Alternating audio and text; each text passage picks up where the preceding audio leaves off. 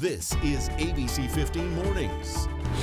Tropical storm Delta slamming into the Gulf as a Category 2 storm overnight. How the coast is holding up just weeks after surviving Hurricane Laura. Also, an update from the president himself just 1 week after being hospitalized for coronavirus. Here in Arizona, Bike Week is underway along with so many other fall events. So now is the time to get out there, enjoy all of those outdoor activities. Cooler temperatures are finally here in the valley. And in case you're concerned about it, we're going to talk about how they're managing to social distance and change those events a little bit so that you can still enjoy them while staying safe. Coming up on 6 o'clock on this Saturday morning, we're so glad you're starting it off right here with us. I'm Nohe Graf. And I'm Mark Thompson, social distancing from home. And I was checking out social media. You left us abandoned here in the heat, and I saw you and your husband out there laying on the beach, and you had that breeze coming through from the ocean, 30 degrees cooler, you were saying, while we were here suffering. That's all right. Tell me more. It's just taking me back. I'm just reliving it right now. I can hear the ocean still. Yeah, I'm sorry I had to leave everybody, but we had to decompress and we needed cooler temperatures to do that. It was a full 30 degrees cooler out in San Diego this weekend and this past week, I should say, than it was here in the valley. So it was definitely a nice break. Definitely nice to see the ocean. You know, I'm an island girl, so it helps me reset. But I am pleasantly surprised to return to morning temperatures like these. This is open the windows, open the patio door morning weather. We're in the 60s across much of the valley, 63 in Chandler, 65 in Glendale, 68 in Avondale this morning. So it's really nice out there. Now, make no mistake, this past week has still been hot. In fact, we hit 142 days that we have hit triple digits. The record is 143, so we're getting close to that. Usually, we see the last day of 100 degrees around October 3rd. So that's already in the rear view. The latest that we've seen 100 degrees is October 27th. So hopefully we're not shaping up for that, but I guess we'll just see. I will tell you that it's going to be a little cooler here in the valley this weekend and this morning. You do want to enjoy those morning temperatures. Take that coffee out on the patio and enjoy that nice breeze that's out there. We'll talk about just how warm we will get coming up in that most accurate forecast. All right, Nohe, thank you so much. And developing this morning, President Trump says that he has been retested for the coronavirus and is either at the bottom of the scale or free of the virus. These are quotes. Now, speaking from the White House lawn, in a Fox News interview, the president said that he has been tested every couple of days and that he is at a level now that has been great. Right now, I'm medication free. I'm not taking any medications as of, probably 8 hours ago or so. I'm medication free, which frankly makes me feel good. I don't like medication. In his first TV interview since going to the hospital last weekend, the president went on to say that he didn't feel strong before going to Walter Reed Medical Center, but he did not have trouble breathing. He also said that he would be willing to donate plasma to others with the virus. Now, the White House says that the president's hospitalization was precautionary and his symptoms were mild. Trump credits his recovery to an experimental antibody drug made by Regeneron Pharmaceuticals. Health experts say that that drug is not a cure, but it is a promising therapy that is being further tested. The safety and effectiveness of that treatment is still unknown. Sticking with politics, next week's presidential debate is now officially canceled, but the president's calendar is filling up with in-person events. President Trump is planning to speak today, in fact, at an event at the White House. 2,000 guests have apparently been invited to this. Trump is expected to address the crowd from the White House balcony. We're also learning for the second time in a month, the president's daughter Ivanka will be making a trip here to Phoenix. You'll remember this is video from her last visit. As for this time around, she's going to be speaking at a campaign event that's happening tomorrow at 4 o'clock, but the location still hasn't been announced, so we'll let you know as soon as we do. As for Joe Biden, he continued his Southwest swing last night, moving to Las Vegas just 24 hours after his trip here to Arizona. Arizona. Biden will also participate in a town hall next Thursday. That was supposed to be debate night. He already agreed to that event before the debate was officially called off. Now, if you have not registered to vote yet, you want to head to your county's elections website or go to arizona.vote. Remember, you do have extra time. If you have not registered, the deadline has been extended. Now to your local headlines this morning. One person is injured after a drive-by shooting late last night. It happened just after midnight outside of a residential building near Glendale and North 81st Avenue. A man was transported to the hospital, but it is expected to be okay. No other injuries were reported. The investigation is ongoing. And another investigation underway after a crash on Scottsdale Road and Indian School. So far, not a lot of details in this one. Police telling us that 5 vehicles were involved, resulting in a full closure of that intersection. Now, we're told that multiple people were transported to the hospital with non-life-threatening injuries. The intersection is expected to reopen in about an hour or so. And we're also learning more about a crash that shut down the US 60 last night in Apache Junction. Officials telling us that a Ford Focus crashed into another car, sending it through a median where it stopped on the other side of the freeway. That Ford Focus is also hit a motorcycle, and that rider suffering some serious injuries and was taken to the hospital. This is still an open investigation. Impairment, however, is believed to be a factor. A so-called ambush in the middle of a Phoenix neighborhood. A DPS trooper nearly killed. The suspect almost shot as well. That 17-year-old who is being charged with attempted murder, pleading not guilty. DPS has been searching for a second suspect who was driving for 3 weeks now. Friday, the agency finally releasing that surveillance video that you're looking at there. It shows the teenage suspect point an AK-47 pistol at an unmarked police car. Just a second after the trooper pops out of the car with his gun drawn, the suspect fires. The trooper shoots back, and the teen almost immediately tosses down his gun and runs behind a wall. That's what you see right there, and ultimately surrenders. The teenager's attorney says his client had no idea who was actually in the car. It was a total spontaneous event, and it was not an ambush. There were unrelated events that precipitated what happened in this case, and they were completely unrelated to Arizona DPS. In the meantime, as we mentioned, DPS is still searching for that second suspect. We have an update now on the push to get DPS troopers body cameras. The governor called it a donation, but the Arizona Republic reports it's actually a pilot program which could lead to a lucrative contract. 2 suppliers will give 75 cameras to the department. DPS says after an evaluation period, they plan on purchasing from one of those companies. They didn't detail how long that testing period would last, though. Also, Border Patrol agents are soon going to start getting body cameras as well. Public radio station KJZZ reports Customs and Border Protection will equip 2,800 of its agents with cameras along the border, and they should start being distributed in the spring. Back to your voice, your vote now, and it is debate season. And last night, the 2 candidates for Maricopa County Sheriff, they squared off. ABC 15's Melissa Blasius has the key moments.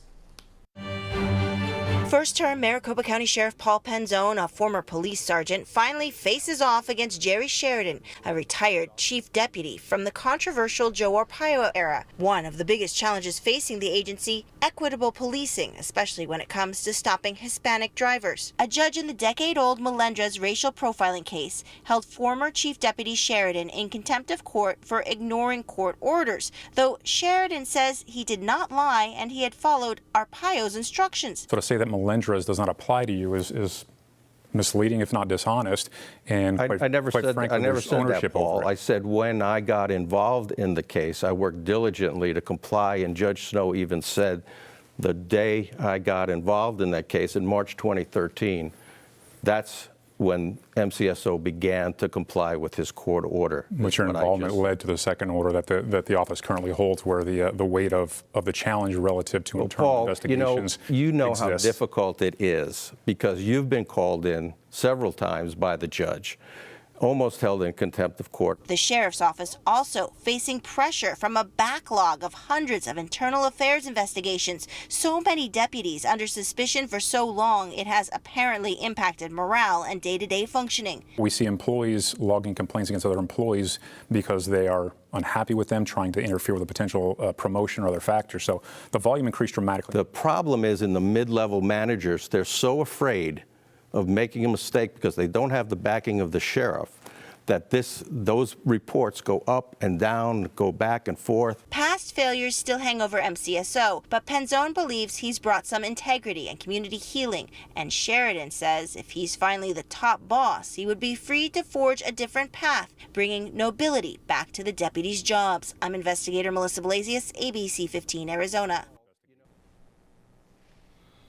Well, the town of Gilbert says that marijuana poses a threat to the health, safety, and security of their community.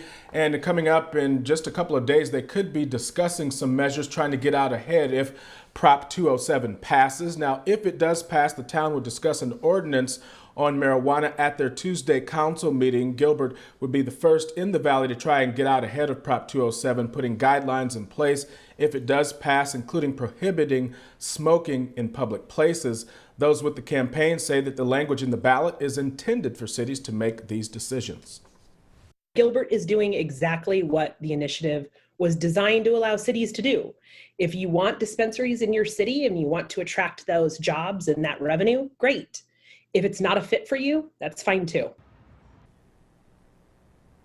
And the town said in a statement that Gilbert has worked with other cities to prepare a model for an ordinance. They make it clear that the ordinance would only apply to future retail testing facilities.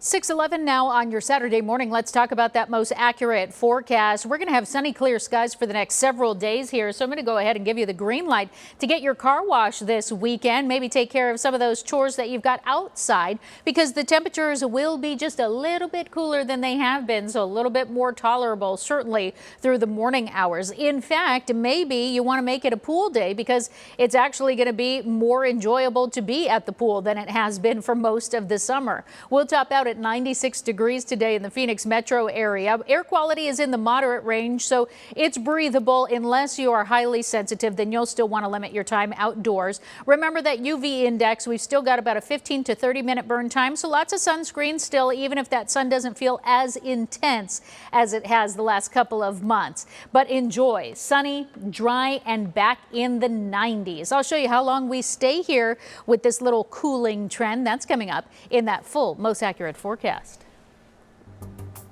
No, hey, thank you. 6:12 now on your Saturday morning. Coming up, we hear from some of the volunteers who made the trip from Arizona to New Orleans to lend a helping hand to those who are being impacted right now by Tropical Storm Delta. Also, back here in the Valley, so many small businesses, they are welcoming customers back in after the pandemic forced them to close. We'll introduce you to a new restaurant that is cooking up some American classics with a twist.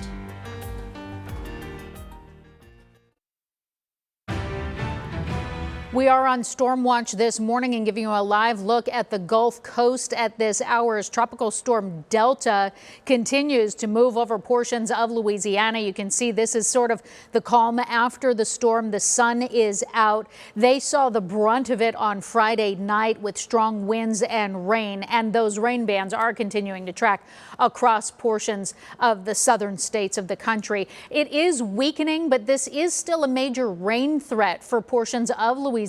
So for the very latest, we want to get to ABC's Elwin Lopez. Delta slamming into the Gulf Coast as a Category 2 storm, making landfall late Friday near Creole, Louisiana, only about 12 miles from where Laura came ashore just 6 weeks ago. This storm blasted parts of the Pelican State with 100-mile-per-hour winds. Roofs ripped off buildings, trees and power lines toppled. In Lake Charles, people still trying to recover from Laura. Homes covered in blue tarps from that storm now barely clinging on after Delta. Heavy rain pummeling areas saturated by back-to-back storms. We're along the Vermilion River in Lafayette, Louisiana, where we're already seeing the banks growing here as Delta rolls in. The fast-moving storm expected to do some damage before it moves northeast. But before it strikes the mid-Atlantic, we could see up to 11 feet of life-threatening storm surge along the Gulf Coast. It is very clear that southwest Louisiana is going to get more of a punch from this than we would like to see. Elwin Lopez, ABC News, Lafayette, Louisiana. And dozens of volunteers from Arizona now coming to the aid of many of those people who had to evacuate their homes. Take a look here. Steve Larson and his wife, Patty, they arrived in New Orleans more than a week ago. The retired couple heading there along with a team from the Red Cross, helping to staff one of 36 shelters set up in the New Orleans area alone. They've always donated to the Red Cross. Now in retirement, he said that it was time to get his hands dirty, and the stories that he has heard already reinforcing their decision to act. There's one family that has gone through this 3 times now in 15 years. They've lost 3 homes completely, and because they're on the coast, they don't have insurance. Now, it says that COVID has also complicated the situation. They are no longer able to house thousands in one location like a stadium. Hundreds of area hotels across the Gulf Coast now stepping up to help give those folks a safe place to stay. All important when you're trying to get out of those elements that are impending upon you at the very moment, Nohe. Absolutely. And, you know, I actually have a friend in Lake Charles who said that another big concern was there were still huge debris piles in some neighborhoods that the city hadn't gotten to clean up yet. So they were just left just like that to be blown around by the winds of Delta. So definitely dealing with perilous conditions there. I do want to show you, as we kick off this most accurate forecast here, that broader view of the storm right now. So you can see most of it is tracked out of Louisiana, but you can see portions of the Gulf there right along the coastline, still getting those rain bands, also tracking into portions of Alabama as well as Tennessee, Arkansas, Mississippi, also getting some heavy dumpings of rain. And that's why we still have those flash flood warnings in effect across many of those areas. Back here in the valley, we're bone dry, and we likely will be for most of the winter because it's a La Nina year. However, we are nice and cool this morning. We've dipped down into the low 60s now across much of the valley. So you'll notice it when you step outside, if you're going for an early morning run or taking the dog for a walk. We're down to 63 in Surprise and Wickenburg, 68 in Tempe, 63 in Chandler and Gilbert.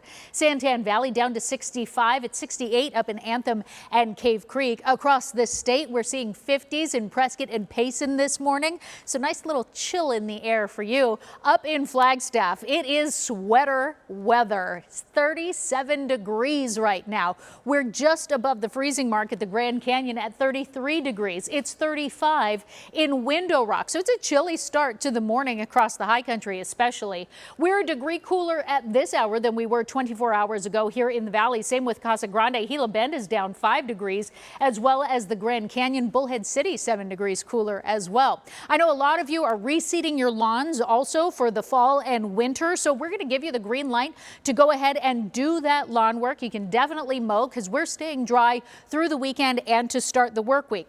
However, if you are someone who suffers from fall allergies, you are going to start to notice a little bit of that itch and runny nose now if you're especially sensitive to ragweed and cenopods, and we're going to see that in the moderate range through the weekend. Here's what our temperatures look like warming up. Once we hit the 70s, we stay there through 9 o'clock this morning. So really nice morning temperatures. We feel those fall temperatures in the morning, then spring in the mid-morning as we warm into the 80s. Between 10 and noon, we'll stay in the 80s. And then summer shows back up in the second half of the day, in the afternoon and early evening hours, as we top out back in the 90s. 96 is that forecast high today in Ahwatukee and Levine, as well as Buckeye. Same temperatures in Glendale, Scottsdale, and Fountain Hills, topping out at 95, 97 in Santan Valley and Queen Creek, staying in the mid-90s in the northern portion of the valley as well. Southern Arizona topping out in the low to mid-90s, 92 in Safford, 96 in Casa Grande, and very similar temperatures along our western border. We'll be in the 80s in Prescott, Payson, and Sedona. And north of the rim,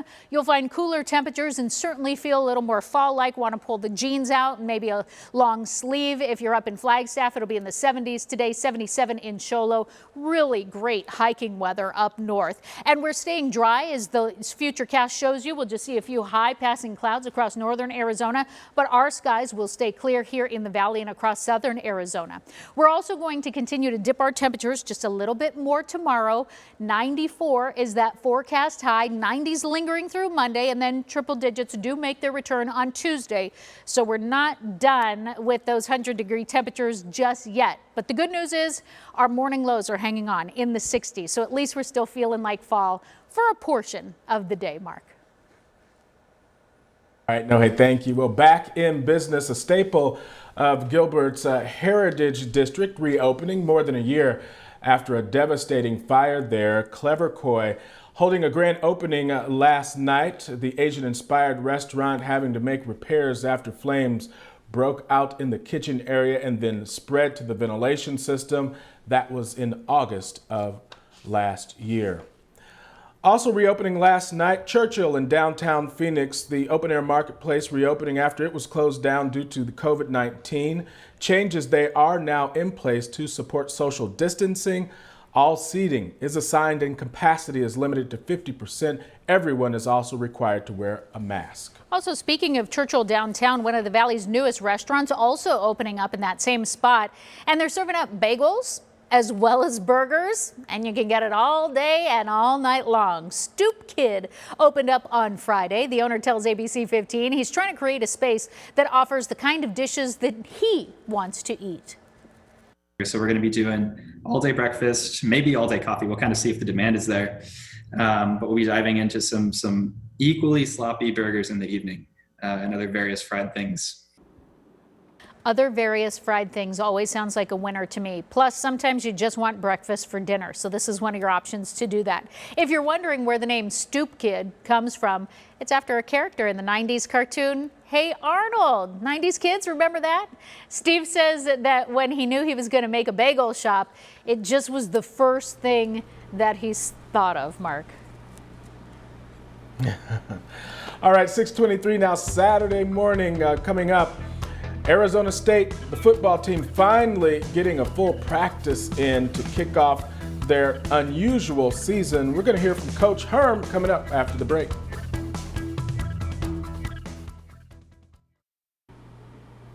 Welcome back, everybody. It is College Football Saturday, and while the Sun Devils, they're not playing games just yet, they are happy to at least be back out on the field practicing. ASU kicked off their first official training for the 2020 season yesterday. It was the first time that the entire team could be together to prep for the season opener at USC. That's coming up on November 7th. Coach Herm Edwards already in mid-season form as he met with the media after practice. There were a lot of bets being placed by coaches because that 6:15 wake-up call for some of these guys, right? And I told the team I was betting on them, that everybody's going to show up. And so I won the bet because a lot of coaches were laying odds, saying, guys are going to be late. I said, no, they're going to be on time. I was trusting them, so they made me feel good this morning. Meanwhile, the Arizona Cardinals, they are prepping for their upcoming game against the New York Jets. Now, after a false positive test was revealed earlier on Friday, there was fear that Sunday's game would be canceled, but after a negative retest, the 2-2 Cards, they are going to look to improve against an 0-4 Jets team. Lastly, but certainly not least, the NBA Finals heating up once again with the Miami Heat winning Game 5 against the Los Angeles Lakers last night.